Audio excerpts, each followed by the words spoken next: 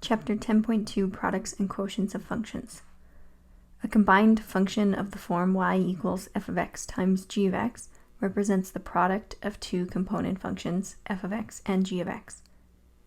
A combined function of the form y equals f of x over g of x, where g of x cannot equal to 0, represents the quotient of two component functions f of x and g of x.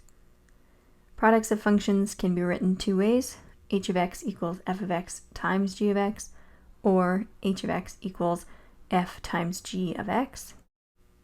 And quotients of functions can be written two ways: h of x equals f of x over g of x, where g of x cannot equal to 0, or h of x equals f over g of x, where g of x cannot equal to 0.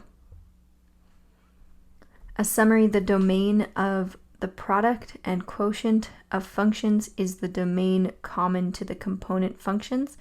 So similar to addition and subtraction of functions, the domain of the quotient function is further restricted by the denominator, as the denominator cannot equal to 0. The range can be found from the graph. Example given: f of x equals x squared and g of x equals the square root of 4x minus 5.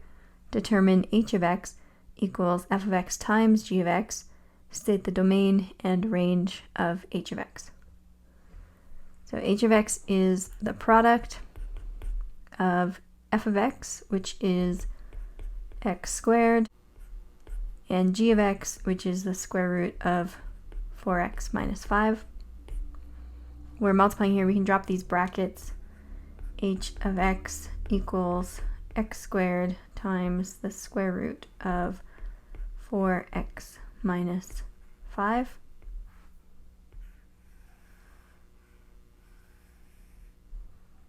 To determine the domain of the function h of x, we need to look at the domains of f of x and g of x. F of x is a quadratic function, so domain is xer. G of x is a radical function, so the radicand has to be greater than or equal to 0, which means 4x minus 5 has to be greater than or equal to 0. Add 5 to both sides, we get 4x has to be greater than or equal to 5. Divide by 4, we get x has to be greater than or equal to 5 over 4. Then for h of x, we take the most strict domain of the two functions, xer compared to x greater than or equal to 5 over 4. Obviously, x greater than or equal to 5 over 4 is more strict, so therefore the domain of h of x is x such that x has to be greater than or equal to 5 over 4 xer. Let f of x equal x minus 3 and g of x equal x squared minus 8x plus 15. Determine the equation of h of x equals f over g of x. H of x is the quotient f of x on top, so x minus 3 over x squared minus 8x plus 15. We can factor our denominator. H of x equals x minus 3. Two numbers that multiply to 15 and add to negative 8 would be x minus 5, x minus 3. Negative 5 times negative 3 is positive 15. Negative 5 plus negative 3 is negative 8. Then we have NPVs. Our NPVs would be x equals 5 and x equals 3. Then we can simplify this rational function by dividing out the common factor of x minus 3. So we get a simplified function for h of x equals to 1 over x minus 5 with NPVs x equals to 5 and x equals to 3. And thinking about what NPVs mean again, the NPV that's still left in the denominator of our function h of x, that creates a vertical asymptote. The NPV of the factor that divides out of the fraction creates a whole. So we have a whole at x equals to 3.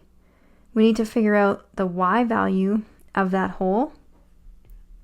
So we plug our NPV value of x equals to 3 into our h of x function. So h of 3 equals, it's going into the simplified function, 1 over 3 minus 5, which equals 1 over negative 2.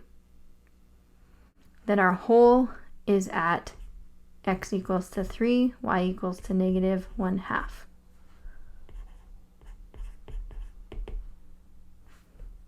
And our function is h of x equals 1 over x minus 5.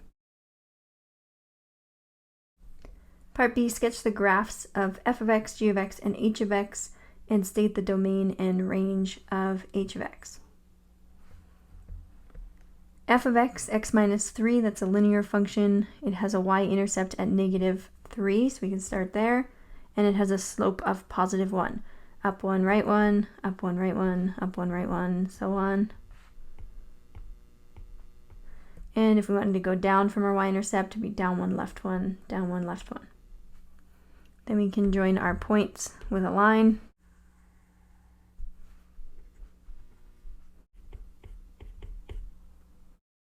G of x is a quadratic function. We know what it is in factored form. It was x minus 5, x minus 3, which means our x-intercepts are at positive 3 and positive 5. Then our vertex would have to be halfway between those points, so our vertex would have to be at x equals to 4. And we can use our graphing calculator. We can either graph the function or we can plug in some points. I'm going to graph it. We have x squared minus 8x plus 15. Change my window, zoom standard. I'm going to find my vertex, second trace. It's a minimum, so number 3. Left bound, enter, right bound, enter, and it's at 3.995. It's really at 4, and then negative 0.9999, so that's really at negative 1. So x equals 4, and y is negative 1. And we could find some other points too. When I look at my graph on my calculator, it looks like when x equals to 2, y equals to 3. So let's check that out. Second trace, I can do number 1 of value. It says x equals. If I put in 2, it'll tell me what y equals. So it equals to 3, x equals 2, y equals 3. And then it's symmetrical about the vertex. So that point would be 2 left and 4 up from the vertex. We would have a point 2 right and 4 up from the vertex, which would intersect with our f of x at 6, 3. And then I can draw my parabola.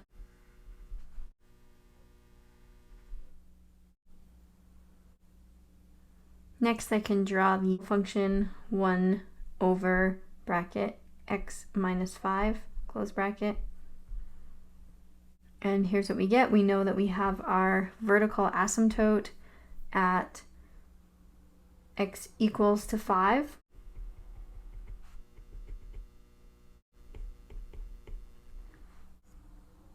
Then we can find some other points to plot by just dividing our f of x function by g of x. So if we look at, for example, when f of x equals negative 1, g of x is 3. So then h of x would be negative 1 divided by 3, which is negative 1 over 3. So when x is 2, h of x is negative 1 over 3, which is approximately there. If we look at the point x equals to 4, our f of x function is 1 when x equals 4, and our g of x function is negative 1 when x equals 4.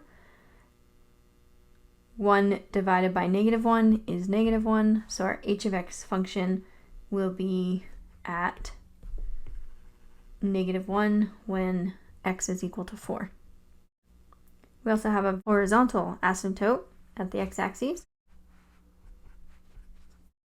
And then we have another NPV, which is at x equals to 3, and that one's a hole. So we have a hole at 3 and negative 1/2. So when x equals 3 and y equals negative 1/2, we have a hole there. And then our rational gets really close to the horizontal asymptote, goes to those points, and then gets really close to the vertical asymptote. Similar process on the other side. We can pick a point or two and divide the two functions to at least plot one point, and then we can draw a general sketch of what it will look like. So I see that at x equals to 6, the two functions are the same. They are at y equals to 3. 3 divided by 3 is 1, so when x equals 6, our h of x function will be 1, and then we know that it's going to get really close to our vertical asymptote. It's going to go through that point, and then get really close to our horizontal asymptote. So it'll look something like this. Just going to highlight this because it is kind of hard to see.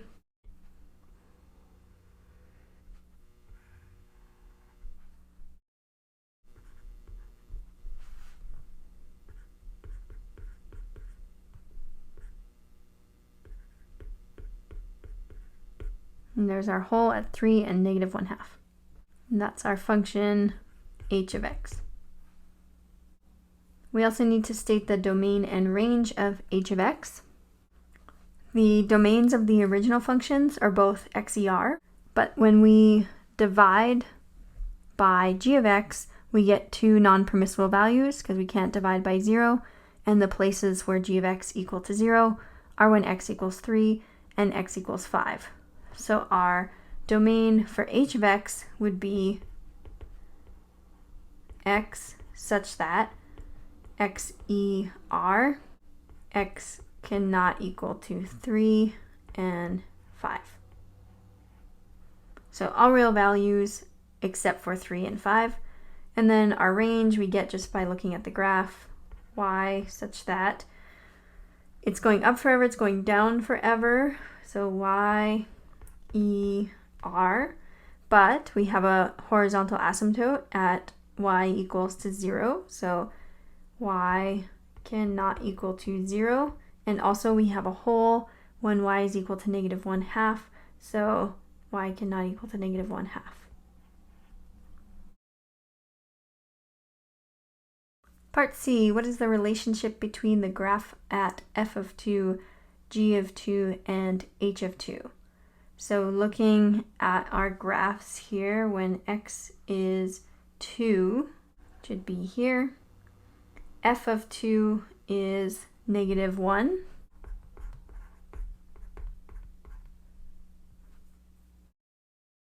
G of 2 is 3.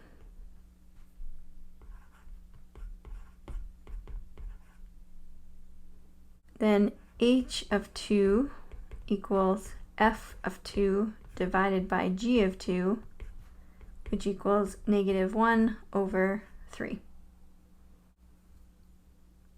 And then same question, but for f of 6, g of 6, and h of 6. When x equals 6, f of x is 3.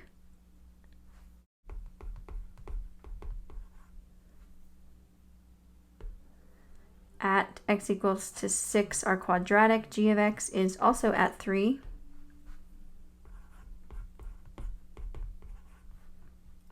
And h of 6 equals f of 6 divided by g of 6, which is 3 divided by 3, which equals 1.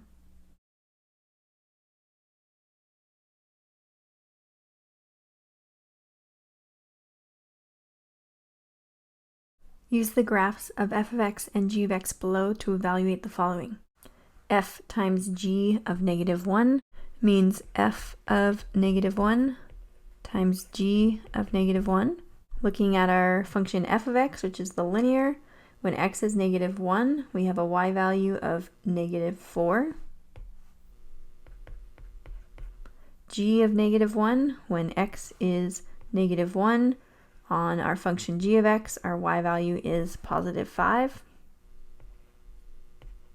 So -4 times 5, which gives us -20. F divided by g of 1 means f of 1 divided by g of 1.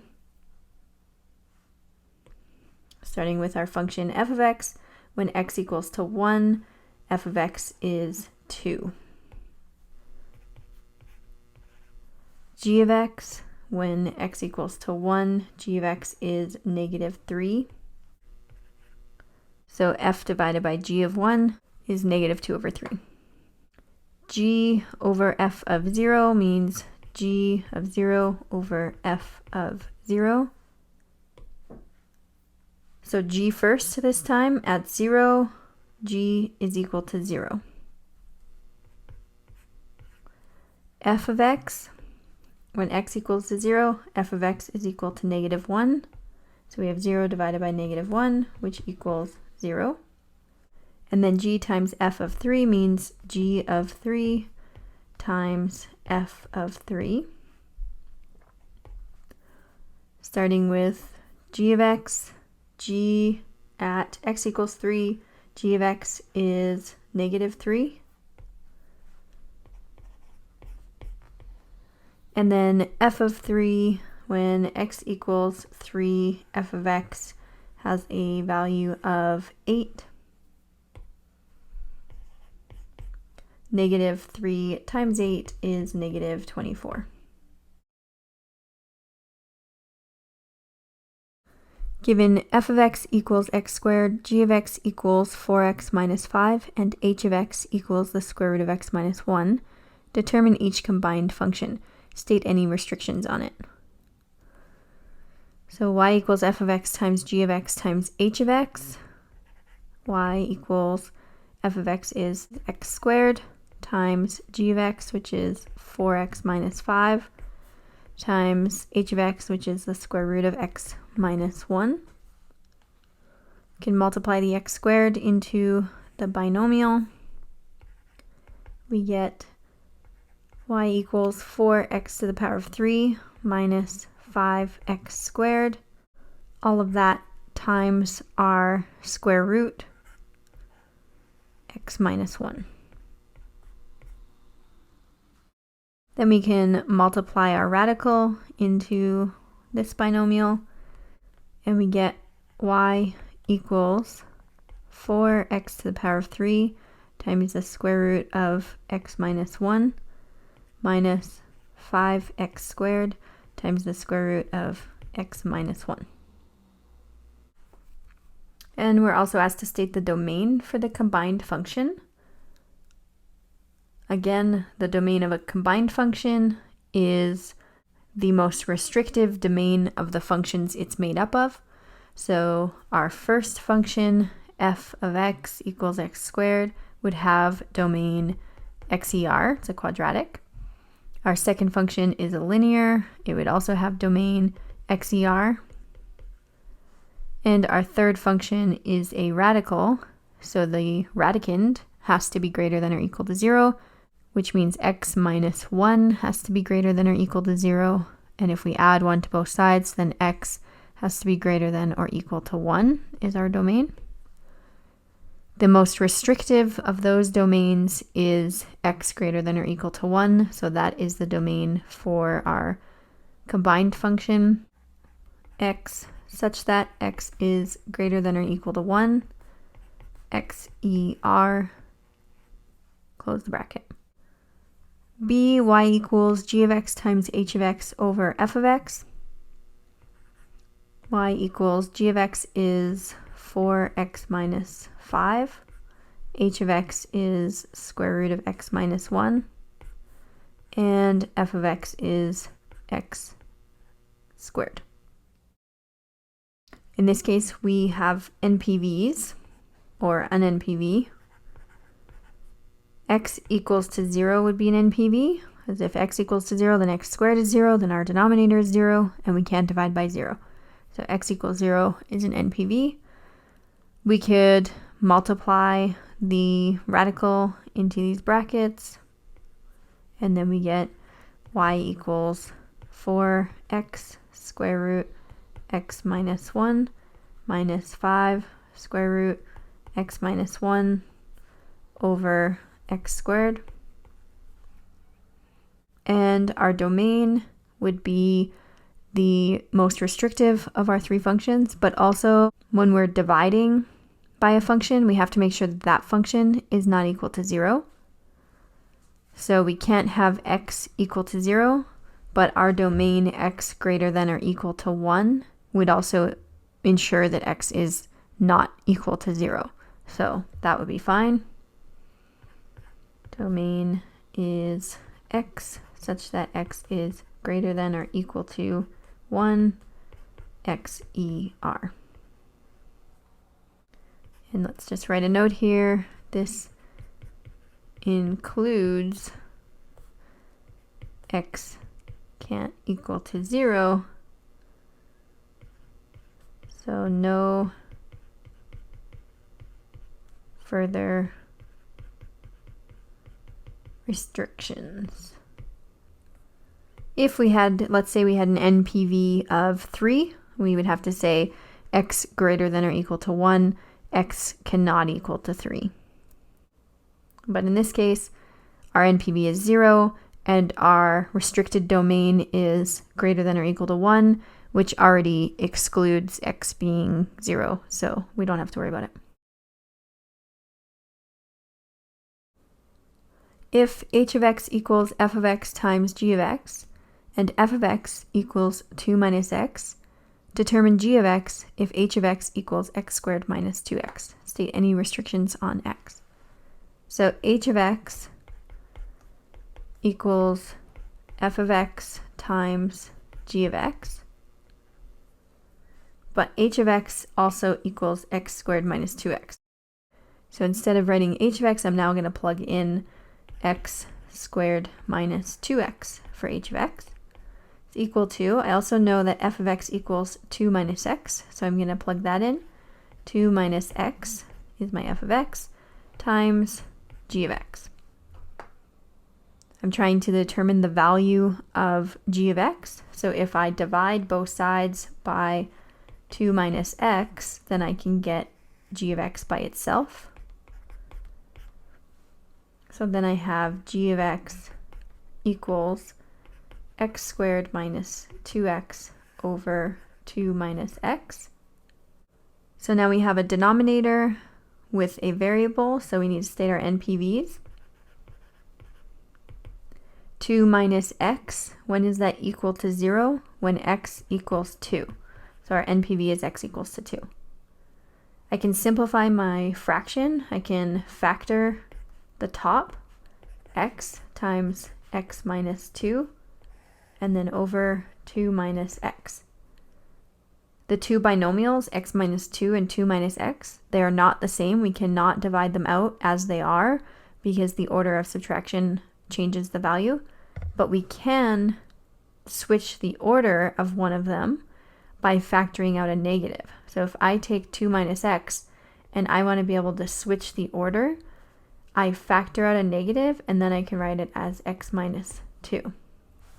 So then we get g of x equals x times x minus 2 over negative x minus 2. And then we can divide out our x minus 2's, and we have g of x equals x over negative 1, or g of x equals negative x. So there's our function, g of x. The question also asks us to state any restrictions on X. So basically that's saying, what is our domain?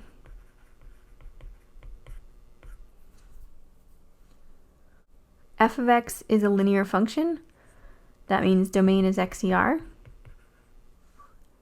H of X is a quadratic, which means domain is XER. And G of X is a linear function, so normally that would mean XER, but it started as a rational function, and we divided out a factor.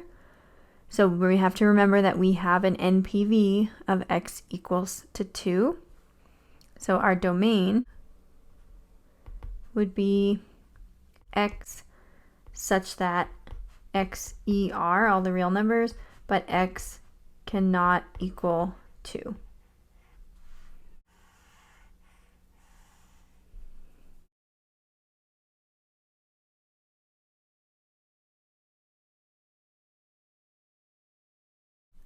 An agricultural company calculated that during harvesting season, the total hours T worked per week was the number of hours worked H multiplied by the number of employees E.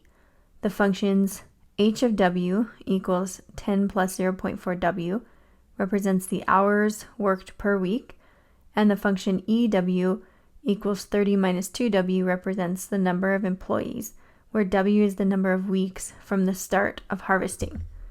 Write TW as a combined function. So it says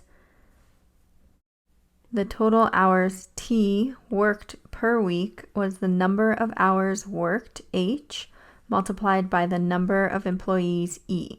So the function T is equal to H times E. TW equals HW, the number of hours, times EW, the number of employees. We have H of W, we have E of W, so we can plug those in. T of W equals 10 plus 0.4W times 30 minus 2W. Can multiply these together.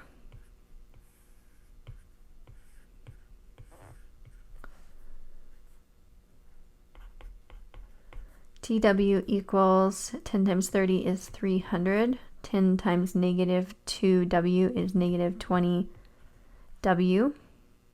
0.4 times 30, 4 times 3 is 12, so 0.4 times 30 is also 12, plus 12W. And then 0.4W times negative 2W, 4 times negative 2 would be 8, so 0.4 times negative 2 would be negative 0.8, and then W times W is W squared.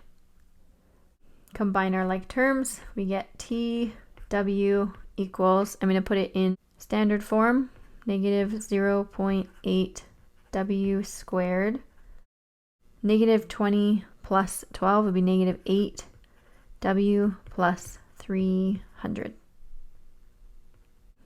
B, what is the total number of hours worked per week after 6 weeks of harvesting? T of 6 equals negative 0.8 times 6 squared minus 8 times 6 plus 300. We'll bring up our calculator.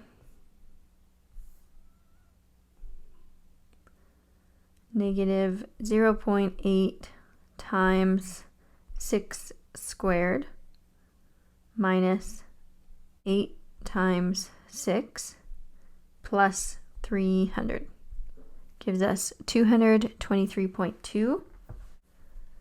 T6 equals 223.2 hours worked per week. I'm just editing this and realize that T6 equals 223.2 is not the hours worked per week. That should say the hours worked during week 6 of the harvest.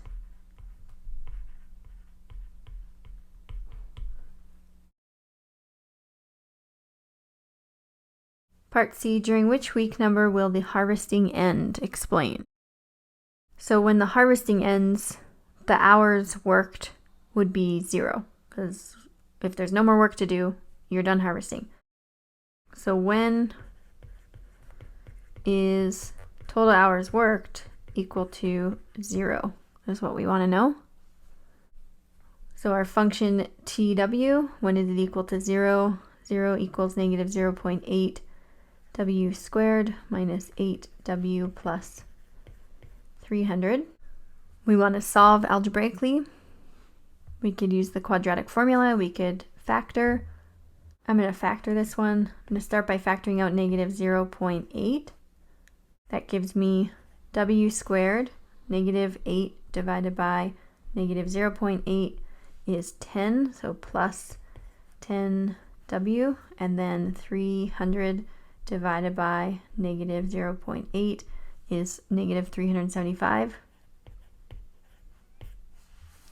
So if I'm factoring, I want two numbers that are going to multiply to give me negative 375, and they're going to add to give me 10, which means one has to be positive and one has to be negative. So we'd have our factors would be W plus something and W minus something. Numbers that multiply to 375 and add to 10, well, if they add to 10, then they're only 10 away from each other, and the larger number is positive. 375 I know can be divided by 25, so if I do that, 375 divided by 25, I get 15. So 25 and 15 equals negative 375, and we need it to add to 10. That would be negative 15 and positive 25. So I can put those in, positive 25, negative 15. Then we can solve for when those are equal to 0. So when is this equal to 0?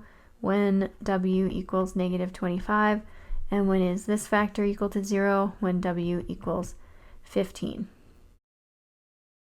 W represents the week of the harvest. We can't be in a negative week of the harvest, so it would have to be 15. So then the harvest ends in week 15 because there are 0 hours of work done that week. That's how we know that our harvest is over, because in week 15 we have 0 hours of total work. State the domain and the range of TW. This is a word problem, so we have to think outside of just the functions. The functions themselves are a linear and a linear. They're both linear, so XER, XER. But it's a word problem, so we have to think about what do our variables represent. The input for the function is W, which is our X value. So X or W equals the week that we're in. And then the output, the Y value, is called T for total hours. So Y equals total hours. We know that both of these parameters would have to be greater than or equal to 0, because we can't have a negative week number and we can't have a total number of hours that's negative. So we know for sure they're greater than or equal to 0.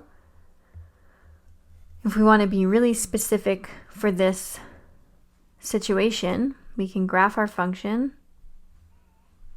Negative 0.8x squared minus 8x plus 300. Graph that. We're not going to see much because our y-intercept is 300. So we want to try like zoom fit. And there we can see a bit. I'm going to change my window a bit more so I can see more of it. So I'm going to go farther to the left. I'm going to change that to maybe -20.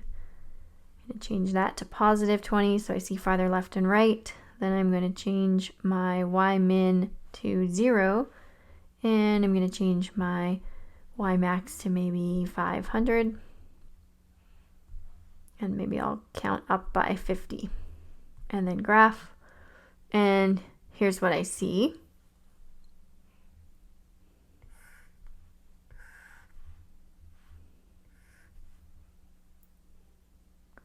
So it looks something like this.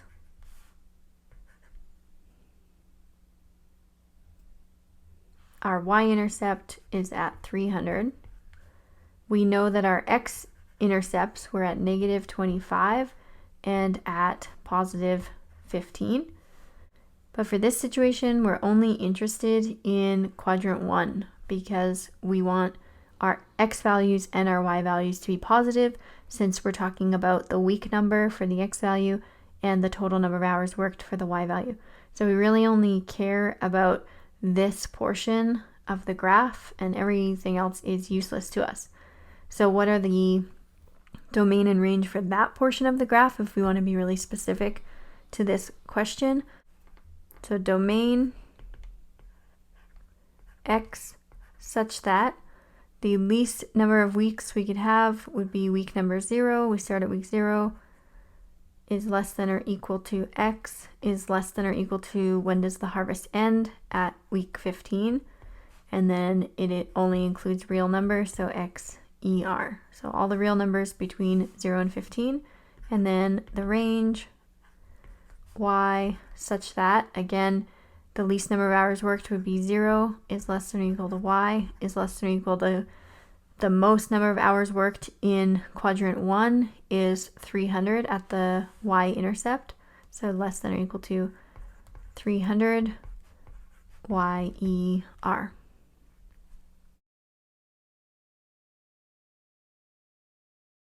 That brings us to the end of lesson 2 for chapter 10.